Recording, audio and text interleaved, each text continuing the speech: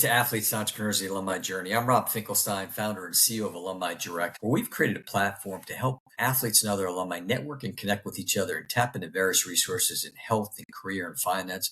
But more importantly, this show's all about athletes transition out of sport. It's such a major issue today between financial literacy and health, and we want to make a difference. So we interview former college and professional athletes, and we talk about their journey out of sports, ultimately into successful business leadership and entrepreneurship. So excited today to have Ciaran Brayboy. How you doing, Ciaran? I'm wonderful. Thanks for having me, Rob. It's my pleasure. So Ciaran played basketball at Harvard. Ciaran went through his career there at Harvard, and then right out of the bat, he gets into entrepreneurship, which we'll hear more about, and kind of got into AI medical billing, but did that for a little bit, and then ultimately today he is the co-founder of Skye Performance, and they have these great nutrition bars, which he'll share more about later. So Ciaran, talk about playing sports growing up. How did that shape you leading up into college?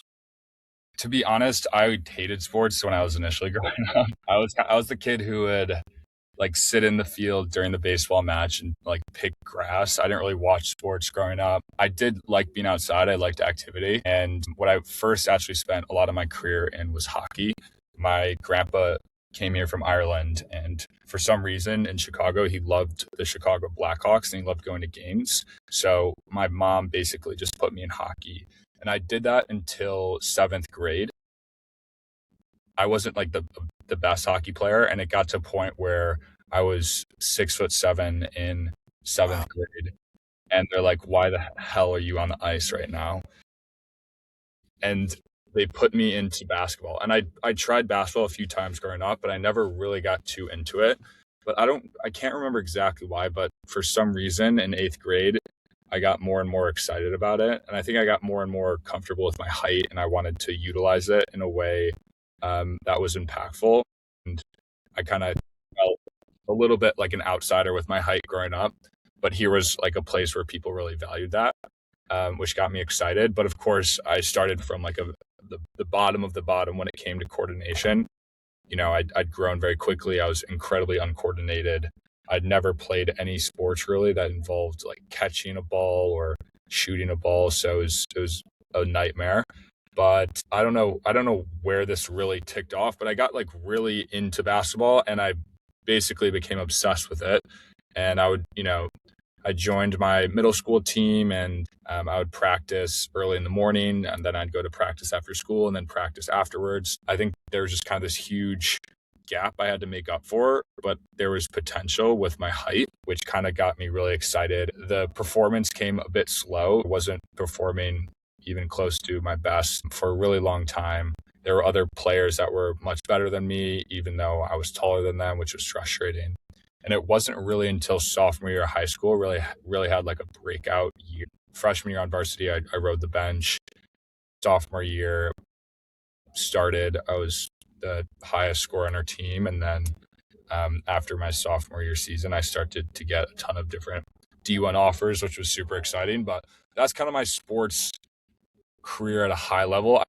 So I did really come in late to the game. So sports didn't impact me really too much early on in life, to be honest. It was more kind of like later stage in life. Yeah, that's interesting. So that will be this will go down as the first episode. that it took a while, but most of everybody's like, okay, I started playing when I was 5 years old, and I played baseball, football, basketball, and ultimately I chose football, or I wanted to be an NFL player. So it's cool. It's a cool story, but I mean, I'm sure just there's a lot of lessons to be learned and shaping you. I think personality wise, as far as just from a leadership perspective, from a perseverance, from practicing, like everything that goes into being an athlete. I'm sure as you got more and more exposed to it and became passionate about basketball, sophomore, junior, senior, you probably saw more of that going on.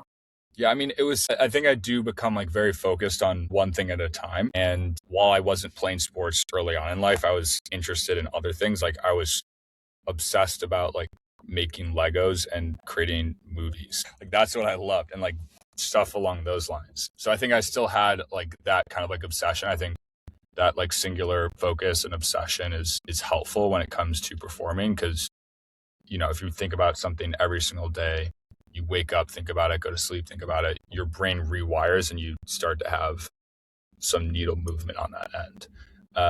So that's kind of where, while like growing up, I didn't like play sports. I think I still had kind of like some of the learnings around becoming like really focused on something that lended itself to quicker success in basketball. Because I went from never playing basketball in 8th grade to becoming a D1 basketball player in 3 years, based 2 years, which I think is. That's great. That's awesome. So let's fast forward now. So, at Harvard, were there any like classes or workshops specific to athletes transition out of sport? I know it's different in the Ivy League because they probably have more preparation on that. But did you have specific learning based on that? No, our coaches helped though.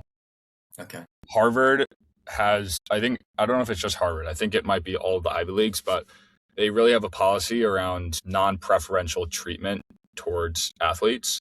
So they don't want to be offering anything that normal students wouldn't have relevancy to. So you're kind of just like lumped in with the general student. So if they do have like a career center, I didn't like utilize that. I utilized that a little bit, but throughout college, I was planning on going to medical school. So like I wasn't like that focused on networking. I was mostly focused on just like getting the best GPA possible, doing research and building a really good profile for medical school, which was, I think, very different than some of my peers who were more focused on like more specific careers in like finance or entrepreneurship, for example. Right. And so I guess so kind of piggybacking on that, Dan, I mean, talk a little bit about, now that you see it, now that you're an entrepreneur and a founder, the importance of networking, connecting, especially from an athlete perspective while you're still playing the game. Yeah. I mean, I think just broadly in life, relationships are important. I think I kind of cringed at when I was like a undergraduate in pre-med. Doctors don't like network that much. I think I kind of like cringed at the idea of that. But then I kind of just saw it more as just like building friendships, building relationships, learning about other people. So that got me more excited. But I think just in general, like I think relationships and fulfilling work are the two most important things in life. And relationships is in a sense just networking. I think it's better to view it that way. I think if you view it into like much of like a transactional relationship, people can sense that and it's not genuine. And I don't think you'll like get very far with that. I think I come like just in terms of relationships in life, I come at it more like from like a standpoint of like curiosity. Because I am very curious and I think that has helped me. Like I'm very curious in other people. I want to understand their life experiences, what they've learned. And I think that is just better at forming relationships. And then that can also be like a sense networking. But I really just like, I do like enjoy connecting people, which is also considered networking. Like I like finding synergies where 1 + 1 = 6. And I think I have luckily like a lot of good people in my life. And there's nothing I enjoy more than finding two people who have potential value to provide both each other and then being like the link between those two people. But networking definitely like at its face value important. I think it'll become increasingly important as the world just continues to go more and more digital. I think human relationships are everything. Yeah, I agree, and it is the key. What you said is relationships, because that's what it's all about. I mean, for me, I always talk about people get intimidated sometimes by it, but I think even at a young age when you're when you're playing sports, let's say in high school, I mean, you got your teammates and you got their parents, you got coaches. You just never know where these people are, and I think if you have kind of a pay it forward mentality, which I know you have, and you can hear it from the conversation, is just to how can I help and just bringing the excitement of bringing people together. The one thing that's kind of been interesting and I've been talking about lately on a podcast is it seems that maybe more at the professional level, but a lot of times athletes seem to stay within their sport. So the basketball players are networking and connecting with the basketball players, football with football, baseball with baseball, whereas I see the real value of athletes networking across sports, because I mean you all have a common interest. A lot of athletes start when they play when they're young and they play all the way through, so they have a similar experience, just maybe a different sport. So give me some quick thoughts on that as far as maybe what you saw at Harvard or what you see today as far as athletes cross networking from different sports. Yeah, I think you can go even farther and not just include just across sports. I think there's incredible value outside of sports as well. I think athletes have like certain learnings to communicate to non-athletes, and I think it goes the other way around. I think like some of my most intelligent friends are non-athletes. I think at Harvard I wasn't focused on just isolated myself to the athlete community. I think some people found themselves in that position. I think it's a shame because there's so many incredible people in the world. And I think I've had the most kind of like fulfillment and enjoyment by not, I guess, like focusing on certain like labels when it comes to people, and more just like focusing on like who do I align with, whose energy like do I feel like attracted to. And that's, I think, led to like much better relationships overall, because everyone has like something different to offer. Everyone has their own life experience. And I think, yes, across athletes is great. That's like, I think, step one, but I think there's also so much more value outside of the athlete community as well. But I think it's easy to connect with athletes just because you have had like some shared experiences with sport that you can, like some shared battle scars, which you can relate to on, which is helpful. Yeah, and that's kind of where I was going with that. I mean, ultimately, yeah, you have to. I ran cross country and track in high school and a little bit in college, and yeah, it's not just about the athletes. I mean, it's just in general meeting good people, helping people. You never know how people sometimes will say like, this person's so successful, what can I offer to them? And maybe it's like helping their kids, or again, maybe they were a former athlete, or just it's a common bond. I mean, obviously, like there's when you look at like fraternities and sororities, and you look at schools like Ivy League schools. I mean, there's a lot of camaraderie there where people working together, regardless of whether they're athlete or non-athlete. So that kind of leads me to my next question, and talk about alumni engagement, and especially, again, like I just was talking about, I think it's kind of maybe more impactful sometimes in Ivy League schools or some of these bigger schools. But talk about when you were there, where it was Harvard bringing back athletes to not just for like homecoming and stuff like that, but to basically mentor and work with the current athletes.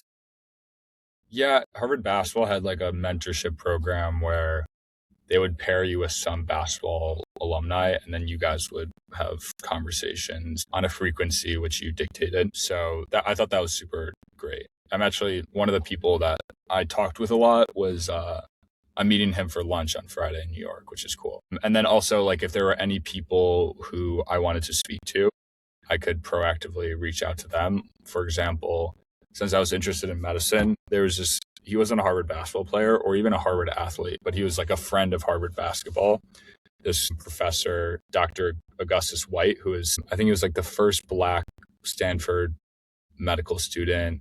He was this incredible like Brown football player. He was like I think used to be like the chief of surgery for Beth Israel Deaconess, which is a large medical institution in Boston, and he was a professor of Harvard Medical School. So he was like this incredible, cool individual. I was just so fascinated by him, and he's, I would say, like one of the best humans on this planet. So I asked if there was anyone in medicine, and they suggested this person. So that was like a really cool connection that I've continued to cater to over the years. So I thought that was a good program, and I think it varies by school. I haven't really asked what other schools do, but that's what the Harvard basketball team did. And Tommy Amaker is great. He has like an incredible group of people who he surrounds himself with, and he really is very action oriented when it comes to hosting events with them. So that was a really cool, nice benefit of the Harvard basketball team that I think some other teams didn't necessarily have. That's great. I mean, I think it's important to tap into that network. I mean,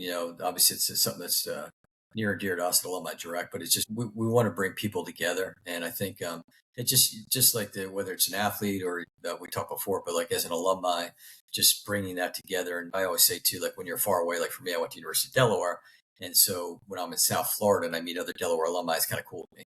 And when we're talking to different schools about the athletic departments, about trying to re-engage their alumni athletes and just looking at different ways to create these events where it would highlight like a former athlete from the school, and then just kind of what they're doing today, but then bring it all together in a session where everybody can talk to each other about that. Definitely. So I always ask this question, so I don't know if you happen to catch any of the episodes, like either like listening to him or watching him. But if you can go back in time, go back to the future action, go in the DeLorean, if you can go back in time and give advice to freshman Ciaran at Harvard, 10 words or less, what would you say to him? I think just like focus on the present. I think sometimes like you're always getting better at this in life, but I think especially sometimes Harvard students. And I was always focused on like what's next or what happened in the past. I think that leads you to waste time in the present, and the present is all you have. So I think that is what I would kind of say. I think like anything that, of course, I face challenges, but I think a lot of the challenges where you grow from. So I wouldn't want to like tell myself to avoid any challenges that I faced. I think it would more just be like really trying to appreciate the present, what's going on in the moment. Because of course, I'm still trying to get better at this today, but I think that's kind of what I would try to share with my past self. And I don't know how much of an impact that would have, but I think that is kind of like one of my greater just goals in life, is to continue getting better at that. And what advice would you give to us to senior Ciaran? Probably so much stuff. I had you stumped there in the beginning, but you get all different kinds of answers with that. I think it's like an ongoing lesson that I just continue to share with myself. Because I think any advice, I don't know, like a lot of the advice, I think you have to live a lot of lessons just the hard way, and that's where you really learn. And I wouldn't want to try to avoid any of those types of scenarios. I think the best thing is just presence helps in all aspects of life. Yeah, that's great. I think, something a lot of people more currently on the podcast have been talking about, just kind of enjoy the moment. And like, you're in college, it's, you're only young once, like just truly go through it and embrace it. And I was talking to one guy who I guess he went on to he had one more year of eligibility in football, but then he went to get his master's, but it was minimal amount of time that he had to put. So he was really able to truly enjoy that college atmosphere that he really didn't get to enjoy when you're full tilt in your sport. 100%. So talk about when now was NIL around when you were at Harvard, or was that pre NIL? In my senior year, it was just kind of like emerging, but there wasn't really much movement. Okay, and is that something that is more prevalent now? As far as I know, overall, of course, NIL is, but just like, is that something at Harvard where people are getting NIL deals? Yeah, I mean, I'm not at Harvard right now, so I don't know what the current situation is. We are working with a lot of D1 athletes. They kind of act as like little ambassadors at different schools. So we haven't like actually did any like major NIL deals yet, but I think it's potentially like an undertapped market for marketing and influence going into the future. But I think it's quickly being tapped. Okay. Yeah, you hear all different things with NIL, but I think it's an opportunity for these athletes, regardless of the sport. I mean, you typically hear the stories about the portal, football, basketball, and all that, but just other, whether it be swimmers or soccer players or runners, that just getting more opportunities to kind of create that entrepreneurial experience while they're still in college, and have ways to earn money. Yeah, agreed. But I also wonder how things will play out, because I've also heard coaches being less likely to recruit out of high school if they can get like a pro player from Lithuania to play college basketball for them. Now that they to pay. So I wonder how the whole sphere will evolve, and whether it'll be like just now harder for USA athletes to actually get to the college level, and whether they'll have to go to like JUCO for a few years to actually get a chance. Right. No, that makes sense. It's emerging, and hopefully there'll be more education around it, because that's one of the big issues too, is education around it. A lot of these athletes not realizing, like, hey, guess what? You got to pay taxes. There's things that you need to do, and just to be more education around it. So let's talk about transitioning out of basketball. So again, you played at Harvard. You played high school basketball. You played at Harvard. When your basketball career was over, talk a little bit about your transition out of playing sports and into the world of entrepreneurship. I never really predicted that was going to be my path right out of college. The opportunity just kind of presented itself, and I got really excited around it, and I was really enjoying the day-to-day work. So that's how it happened. But I wasn't in school being like, oh, like I want to be an entrepreneur. I think that would have been cool. I think I would have utilized resources better at school if I knew that was my path, because there are a lot of great resources with, like HBS professors and, a lot of great like engineering talent there. But that just wasn't what I was thinking about. I was planning on going to medical school, so that was really where my orientation was, and it wasn't until really like the end of my senior year where this emerged. Now, where did you face any kind of struggles of, okay, I'm not playing sports anymore, or based on your younger experience? I mean, how did that affect you? Yeah, I mean, sports was a huge part of my day-to-day structure I mean, for other people it was longer, but for me it was about 10 years I was playing basketball. So that was my everyday for 10 years, basically, was oriented around the sport. So it's definitely like a big jump to shift from that. And I think also your identity is in sport as well. And I think you don't really consider that too much, but when people ask you like, what do you do? I would typically like reference that I was a basketball player. Or if you know, they asked if I played basketball or any sports. That's kind of like who I saw myself as. So I think it's a big jump just shifting from this identity for 10 years, especially in your very pivotal years of life, to now being completely out of that. I think there's kind of like a gap and hole to fill. So I really tried to I took some time and some soul searching to figure out like what that next thing is.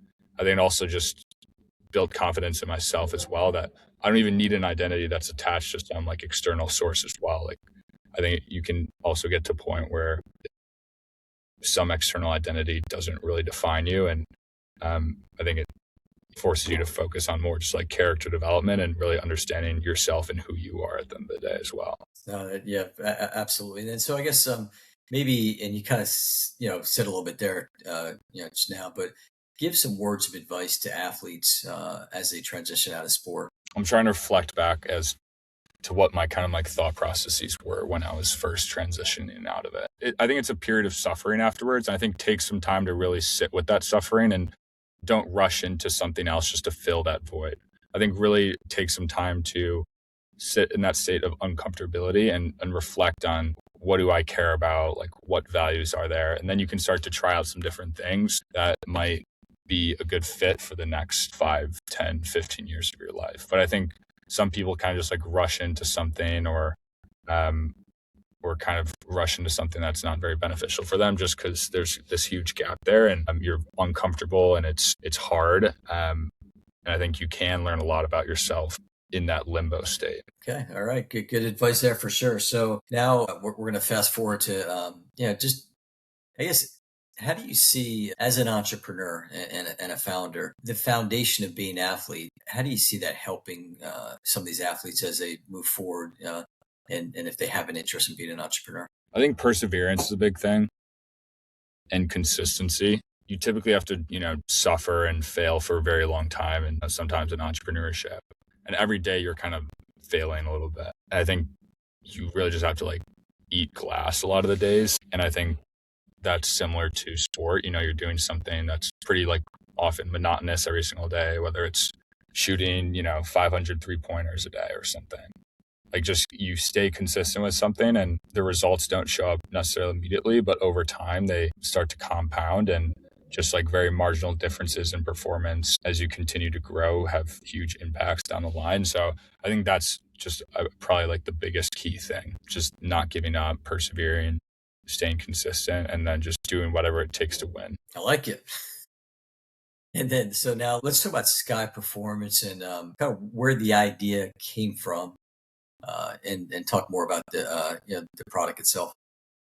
Yeah, I mean, I grew up in a household that was very focused on nutrition. My dad practiced functional medicine, which is focused on how can you prevent illness and how can you provide your body with the best tools and resources possible so that you're feeling and performing at your best. One of those big tenets was nutrition. So I ate very healthy growing up and I believed it made a huge impact on my sport performance. And when we got to Harvard and I was away from home, I was just disappointed to see that a lot of the snacks in our locker room contained, artificial sweeteners or they contained palm oils or all these random different additives that I just thought weren't necessary. If you're an athlete, if you're someone trying to perform at your best, why would you put these random things in your body?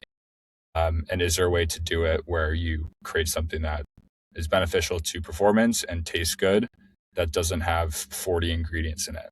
So that's kind of was like the initial premise. And I have a really great friend, Elijah Thornton, who played tennis at Harvard. and he shared similar frustrations. So we set out to try and create that just for ourselves. And what ended up happening is we saw that other athletes also shared these same frustrations and they wanted to buy our product. And I think that it was just a scenario where we weren't necessarily going out and setting out to start a business in this, but it just happened somewhat organically and there was good pull in the market and we had a good edge with athlete distribution. So that's really how it started. I wouldn't say it was like some incredibly like well-conceived idea. It was more just, we had an issue and we wanted to fix it. And then it turned out some other people had this issue as well. Okay, yeah, I mean that's important. I mean, you have to come up with a solution for some kind of problem. So that's good. And how many bars do you have? Right now, we're almost sold out. We're doing another run in February of 45,000 bars. We did a run in the end of November of 16,000 bars. Yeah, I get. I should rephrase that. Like, what is it? Do you just have one singular type I thought of you were flavor? asking about our inventory. No, yeah. So, we're gonna buy some of this inventory. What can we get? We just have one bar. Okay. A lot of people go multiple SKUs off the bat, and SKU is just like how many different products you have. We really wanted to just focus on doing one thing really great to start, which it's a little bit, I guess, contrary to most advice, but I think some people do 20 things off the bat and then they're meh on all of them. We really wanted to try and build incredible, exceptional product right off the get-go and stay really focused on that to start. And then we have other bars in the pipeline, but we're just really trying to nail this first bar before we move on to these additional flavors. What flavor is it? So the first one it's dark chocolate. So it's 100% dark chocolate. A lot of products out there will use palm oil in their chocolate or use different types of sugar sources or artificial sweeteners. But we wanted something incredibly pure and we source our chocolate from Peru. And the other ingredients are puffed quinoa, also from South America. Then we use raw honey as a sweetener. And then we have whey and collagen protein. And then we have sea salt. Okay. So is it a like a supplement for a meal, or more so of just like a kind of a snack? The initial premise was something that you would eat before your workouts because it has, complex carbohydrates with the quinoa, and then it has a quick sugar source with the honey. And it has it has protein as well to keep you satiated throughout the workout. But we found that a lot of people just eat it at random times. People might eat it. People say it tastes like a Crunch bar. People might eat it for like dessert, or they might eat it after workout if they want to have like a shake and the bar. They might eat it for breakfast. They might eat it for like if they just want like a small lunch. It's very variable. So I've always been one to like focus on like something specifically niche, but this is a case where it's somewhat like generally applicable, but we are trying to figure out like what is the best use case for this bar and how can we tune it to that segment of people's eating patterns. Okay. And then how do people get it? They can buy it on eatskye.com. Skye spelled with an E, Skye, and then eat, EAT. And then they can also buy it if you're a college athlete, you can message us and we sell to college sports teams as well, or pro sports teams. We're in pro sports teams, locker rooms as well. But right now, main focus is online. We are in like one retail location in New York, Mulberry Market. And then I think we're going to move into some places in Palm Beach because my co-founder's from West Palm Beach, like Celis Juice Bar. I think we're getting in there. But yeah, we're focused, again, like focus is everything for us right now. And we're very focused on just this college sales channel right now. And then online. Okay. That's great. And how can people find you? People can find me on Instagram, eat_Skye, or TikTok, or they can find me in Nolita, New York. Have you done any interesting TikTok videos on the product? We've done a lot of very random stuff. One thing is just recently I've been doing like running deliveries, which has been successful. So if someone lives within a 3-mile radius of Nolita, New York, I will go and run them Skye bars for free shipping. So that's been a recent thing. So I'll do maybe 7 to 8 deliveries each weekend, and I'll go run around New York and drop it off at your apartment. So that's been recent. What else? Before we had a bar, we were trying to figure out like what could we do marketing wise. So we traded from one of our bars up to a car. So we did like a succession of trades, like bar to a water bottle to like speaker. I think it ended up being like 25 trades until we got to a car. And then we pushed the car from the top of New York City to the bottom and then sold the car and everything and donated it to Giannis Antetokounmpo's charity. So that was kind of recent. That was in like October. We've been doing like kind of like random stunts. That's how it gets noticed, right? You get it out there, and then I guess when you're dealing with the schools, you're just dealing with like the athletic departments or the coaches specifically on the teams.